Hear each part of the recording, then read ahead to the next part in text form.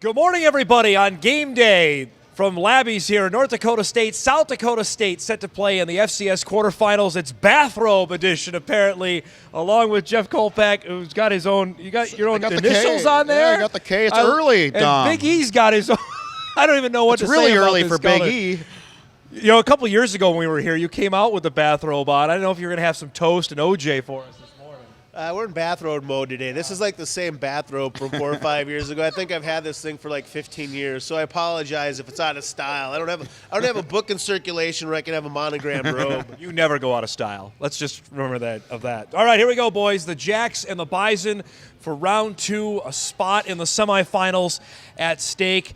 I think as I visited with people all around town this week, I think there's a lot of nervous people heading into the Dome later this morning about A, this game, and B, the fact that Jacks won here in October. What did you get a sense this week? Well, I think it's hard to take me seriously talking in this, but, I think the Jacks bring this high-profile offense, obviously. Yep. I don't think everybody knows it. And with Taryn Christian, I mean, the guy is just a dual threat. Like, I don't think it's a rare to have that kind of a talent here. So here's what how do you attack this team on defense? I think you have to get after Christian.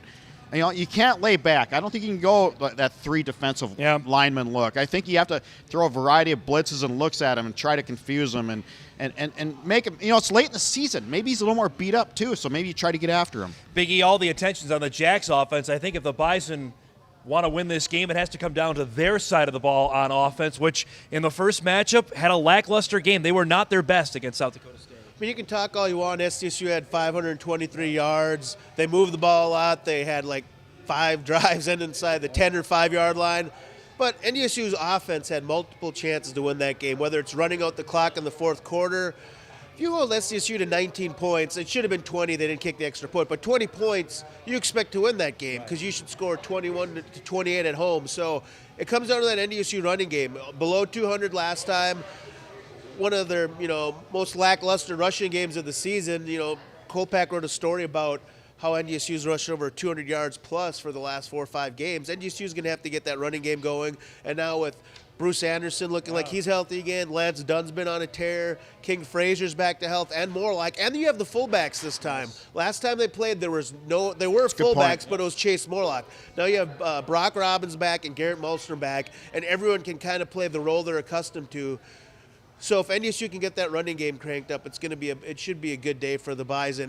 But if SDSU can keep that below 200, then the Jacks are in great position. I look at maybe not the Northern Iowa rematch last year, maybe the Montana, because that's maybe the best way to compare this, Jeff. They lost, obviously, the season opener in Missoula and then played them again in the playoffs. Chris Kleiman said he doesn't buy into the revenge factor. At least he told us that. I'm not quite sure that it's not the talk, though, in the locker room this week of getting ready for this game. Dom, were you a great athlete in Oswego? I was a terrific athlete. When somebody got you, didn't you want to get back at Absolutely. him in Oswego? Yes. Of course, anybody does that. It's a natural reaction. So, yeah, he's going to play it down, but there's no doubt that's a factor. You talk about the Montana game. It ran, 90 plays against the Bison? And then the roles were reversed when it came back. NDSU has shown a very good ability to adjust late in the year in the playoffs. We look at the 2 top standouts for the Jacks, Big E. You look at Jake Winicky, who he scored the game-winning touchdown, but he did not go off the first game. It was all Dallas Goedert all the time. He had a tremendous game.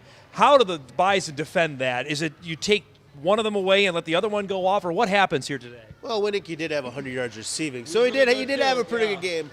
I think you lock up Jalen Allison on Winicky. It's going to be too hard to double both. If you double both, you open up double both. Too much run game. Yeah. Christian can run. So I think Winicky, you start with Jalen Allison. And granted, you're going to mix up coverages. You're not going to play the same coverage over and over again. Okay. Then you probably keep a safety over the top of Goddard because he's a tougher matchup if you have a linebacker or if you have a linebacker on him, he's probably a little quicker. If you have a safety or corner on him, he's bigger. So maybe put a safety over the top of Goddard and then just play the rest straight up and then try to stop the run game and then keep Christian in the pocket. The other thing is, like Jeff says, you got to put pressure on Christian, but that's easier said than done because they almost got there a few times last year, and he eluded the tackle. You have to have a controlled rush, and you have to keep him in the pocket.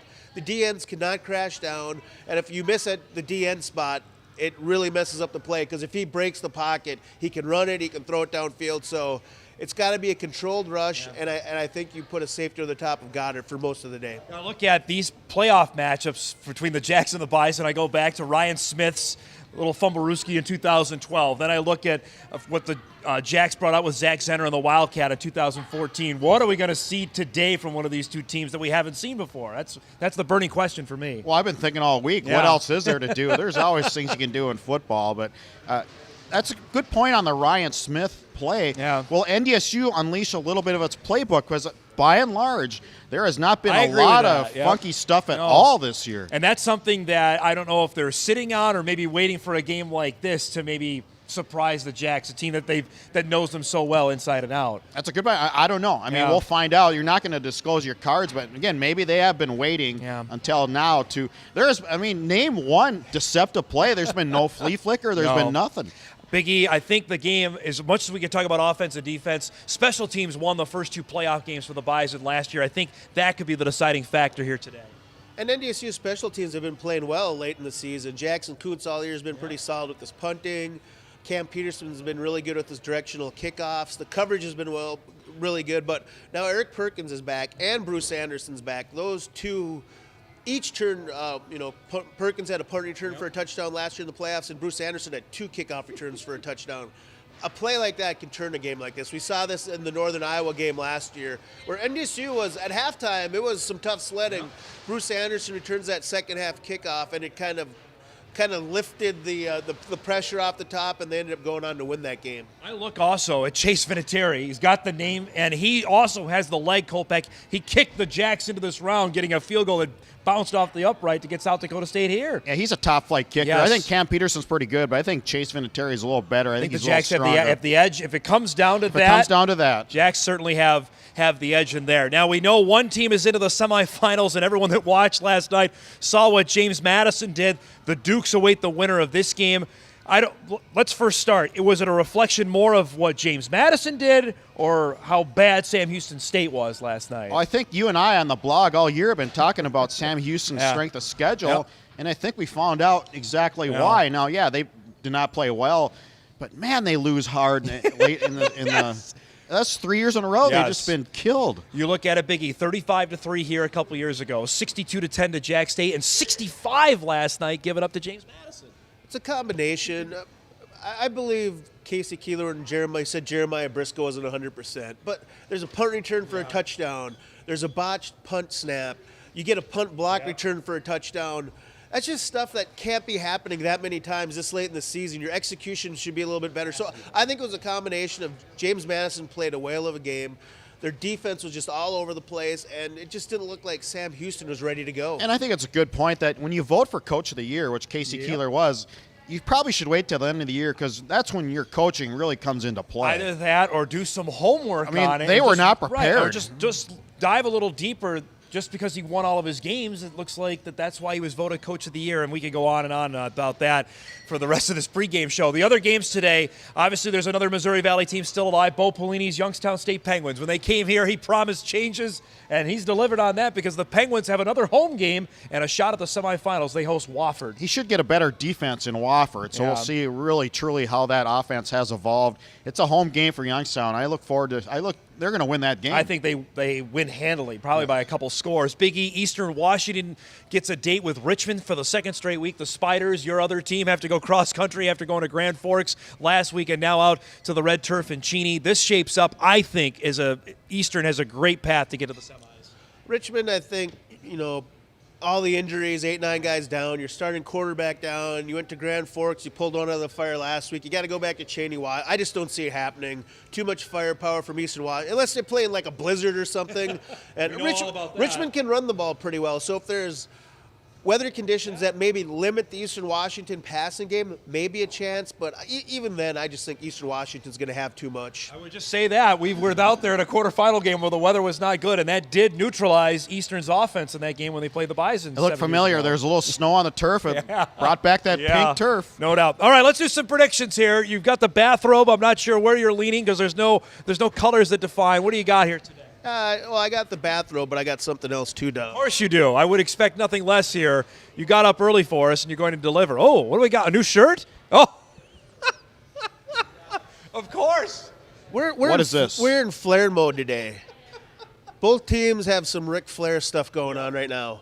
Ric Flair was the 16-time world heavyweight champion. The Bison are the 5-time defending champion. So that's NDSU's part of this. And Ric Flair's one of his famous sayings was, to be the man, you got to beat the man. This is to be the man, you got to beat the man moment for the Jacks. If they're going to win a championship and they have to go to NDSU, this is going to be like, Ric Flair battled with Dusty Rhodes his whole career. This is like the Flair-Dusty Rhodes battle. And Dusty Rhodes did get Flair a few times. But I just think in the Dome, similar to a cage match, it's going to be crazy in there. It's going to be close, but in the end, the Bison are going to slap the Jacks in a figure-4 leg lock. NDSU 24, SDSU 21. All right. I like that. Figure-4 leg for the Bison. I love that. Well, it's Jack's color, so I think that's where you're throwing people off with the color of the shirt. I can't be predictable. I got to swerve and wheel and deal and kiss stealing, wheeling, dealing, jet flying, all this stuff, Dom. Now, I look at this, the breakfast with the Bison deal. They've not lost this 11 a.m. kickoff since going to Division I, since 2007. Includes wins at Minnesota, wins at Iowa. They get up ready. They're ready for this game, I think, Jeff, since they lost. They went out, won 2 road games at Western, at Northern Iowa. The biggest thing to me, and it's simple, they run the football. They run for 200 yards today, which I think they will. They'll win the football game 24-17. That's what I'm going with. Really? I didn't follow that at all, what you just said. But you anyway. Don't follow anything, Kolpack. Ever. Well, I'm going to go with the bathrobe mode. You kind of took my thunder there, but NDSU is 6-0 in 11 a.m. games, and this will be number 7. They're early risers. They get up early in the morning and lift at 5:30. I just think they come ready to play at this time of the day. I don't know how it's. I mean, they played good teams at 11 a.m. too. I think these teams are pretty evenly matched. They just split during the year when they play twice, and that's what I see. I see 27-20 NDSU prevailing. Should be a fabulous game. Our live blog is kicking off here in just a few minutes on Inforum.com. Complete highlights and reaction on WDAY following the game. Mike McFeely will join the three of us. We'll wrap it up post-game. A spot in the semifinals. NDSU putting a 21-game postseason win streak on the line against South Dakota State. For Big E and Jeff Kolpack, I'm Dom Izzo. We'll see you guys after the game.